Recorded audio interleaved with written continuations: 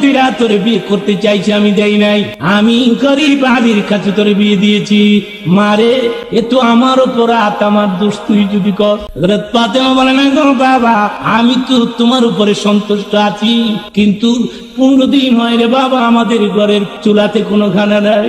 ডাক দিয়ে বলে, ফাতেমা রে, যেই জায়নামাজের মধ্যে তুমি বসে আছো, জায়নামাজের কোনা ধরে একটু টান দাও। হযরত ফাতেমা বলেন, জায়নামাজের কোনা ধরে টান দিয়ে দেখি গলিত স্বর্ণগুলো আমার জায়নামাজের নিচে দিয়ে প্রবাহিত হচ্ছে, স্বর্ণ।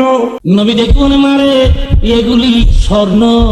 তোর পায়ের নিচে কত স্বর্ণ, তোর পায়ের নিচে এত স্বর্ণ, আর তোর করে পাতিলা কেন হয় না? কি দিনের নবী বলে, মারে, যারা দুনিয়া চায় আল্লাহ এদেরকে দুনিয়া দেয়, যারা আখিরাত চায় রে মা, আল্লাহ এদের আখিরাত দেয়। ওমাই ইউরিদ সওয়াবাদ দুনিয়া নুতি মিন্না, ওমাই ইউরিদ সওয়াবাল আখিরাতি নুতিহি বিন্না। আখিরাত যারা চায় আল্লাহ এদেরকে আখিরাত দেয়, দুনিয়া যারা চায় আল্লাহ এদেরকে দুনিয়া দেয়। চিৎকার মেরে বলেন সুবহানাল্লাহ।